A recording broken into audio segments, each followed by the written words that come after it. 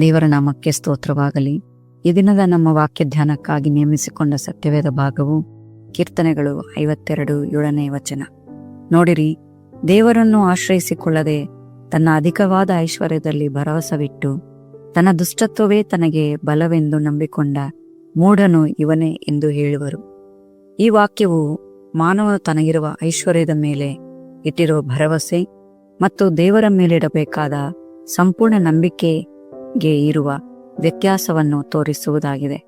ಈ ಕೀರ್ತನೆಯನ್ನು ದಾವೀದನು ಎದೋಮ್ಯನಾದ ದೋಯಗ ಎಂಬವನು ಮಾಡಿದ ದ್ರೋಹವನ್ನು, ಅಹಂಕಾರ ಮತ್ತು ದುಷ್ಟತನವನ್ನು ಖಂಡಿಸುತ್ತಾ ಬರೆದದ್ದಾಗಿದೆ. ಈ ವಾಕ್ಯದಂತೆಯೇ ದೇವರನ್ನು ಬಿಟ್ಟು ಐಶ್ವರ್ಯವನ್ನು ನಂಬಿಕೊಂಡ ಕೆಲವರ ಕುರಿತು ತಿಳಿಯೋಣ. ಮೊದಲನೆಯದಾಗಿ ಧನವಂತನಾದ ನಾಬಾಲ. 1 ಸಮುವೇಲ 25ನೇ ಅಧ್ಯಾಯದ ಕೆಲವು ವಚನಗಳನ್ನು ನೋಡುವಾಗ ನಾಬಾಲ ಎಂದರೆ ಹೆಸರಿನ ಅರ್ಥ ಮೂರ್ಖ ಎಂಬುದಾಗಿ, ಈ ನಾಬಾಲನು ಬಹುಧನವಂತನು ಎಂಬುದಾಗಿ 3ನೇ ವಚನದಲ್ಲಿ ನೋಡುತ್ತೇವೆ.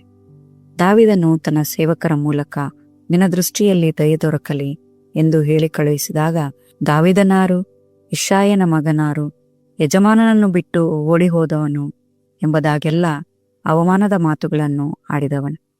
ಅವರಿಗೆ ಆಹಾರ ಕೊಡದೆ ಸಹಕರಿಸದೆ ಕಳುಹಿಸಿಕೊಟ್ಟವನು. 38ನೇ ವಚನದಲ್ಲಿ ನೋಡಿದಾಗ, ನಾಬಾಲನು ಯೆಹೋವನಿಂದ ಹತನಾದನು, ಸತ್ತನು ಎಂಬುದಾಗಿ ನಾವು ನೋಡುತ್ತೇವೆ. ಬಹುಧನವಂತನು, ಗರ್ವಿಷ್ಠನು, ದೇವರ ಸೇವಕನಾದ ದಾವೀದನಿಗೆ ಸಹಾಯ ಮಾಡದಿದ್ದ ನಾಬಾಲನನ್ನು ದೇವರೇ ಸಂಹರಿಸಿರುವುದನ್ನು ನೋಡುತ್ತೇವೆ. ಎರಡನೆಯದಾಗಿ ಅರಸನಾದ ಉಜ್ಜೀಯನು. 2 ಪೂರ್ವಕಾಲ ವೃತ್ತಾಂತ 26ರಲ್ಲಿ ನೋಡುವಾಗ, 16 ವರ್ಷದವನಿದ್ದಾಗಲೇ ಅರಸನಾಗಿ ನೇಮಕವಾದವನು. ತಂದೆ ಅಮಾಚ್ಯ, ತಾಯಿ ಯೋಕಲ್ಯ. ಉಜ್ಜೀಯನು ತಂದೆಯಂತೆಯೇ ಯೆಹೋವನ ಚಿತ್ತಾನುಸಾರ ನಡೆದನು. ಪ್ರವಾದಿಯಾದ ಜಕರ್ಯನ ಬೋಧನೆಯ ದೇವಭಕ್ತಿಯನ್ನು ಅನುಸರಿಸಿ ದೇವರನ್ನೇ ಅವಲಂಬಿಸಿಕೊಂಡಿದ್ದನು. ಇವನು ಯಾರ ಮೇಲೆ ಯುದ್ಧಕ್ಕೆ ಹೋದರೂ, ಅಂದರೆ ಫಿಲಿಸ್ಟಿಯರ, ಅರಬಿಯರ ಮತ್ತು ಐಗುಪ್ತ್ಯರ ಮೇಲೆ ಯುದ್ಧ ಮಾಡಿದರೂ ದೇವರು ಇವನಿಗೆ ಸಹಾಯಕನಾಗಿದ್ದರಿಂದ ಎಲ್ಲದರಲ್ಲಿಯೂ ಜಯ ಹೊಂದಿದವನಾಗಿದ್ದನು. ಇವನಿಗೆ ಪಶುಗಳ ದೊಡ್ಡ ಮಂದೆ ಇತ್ತು. ವ್ಯವಸಾಯದಲ್ಲಿ ಒಳ್ಳೆಯ ಫಲ, ದ್ರಾಕ್ಷೆ ತೋಟ ಫಲಭರಿತವಾಗಿತ್ತು. ಯುದ್ಧಕ್ಕೆ ದೊಡ್ಡ ಸೈನ್ಯ ಮತ್ತು ಯುದ್ಧ ಭಟರು, ಯುದ್ಧಕ್ಕೆ ಬೇಕಾದ ಎಲ್ಲ ಸಾಮಗ್ರಿಗಳನ್ನು ಹೊಂದಿದ್ದನು. ಅವನು ಬಲಿಷ್ಠನಾಗಿರುವವರೆಗೂ ದೇವರ ಆಶ್ಚರ್ಯವಾದ ಸಹಾಯವನ್ನು ಹೊಂದಿದನು. ಅವನ ಕೀರ್ತಿ ದೂರದವರೆಗೂ ಹಬ್ಬಿತ್ತು. 2 ಪೂರ್ವಕಾಲ ವೃತ್ತಾಂತ 26:16ನೇ ವಚನದಲ್ಲಿ ನೋಡುವಾಗ, ಆದರೆ ಅವನು ಬಲಿಷ್ಠನಾದ ಮೇಲೆ ಗರ್ವಿಷ್ಠನಾಗಿ ಭ್ರಷ್ಟನಾದನು, ತನ್ನ ದೇವರಾದ ಯೆಹೋವನಿಗೆ ದ್ರೋಹಿಯಾದನು ಎಂದು ಸತ್ಯವೇದ ಹೇಳುತ್ತಿದೆ.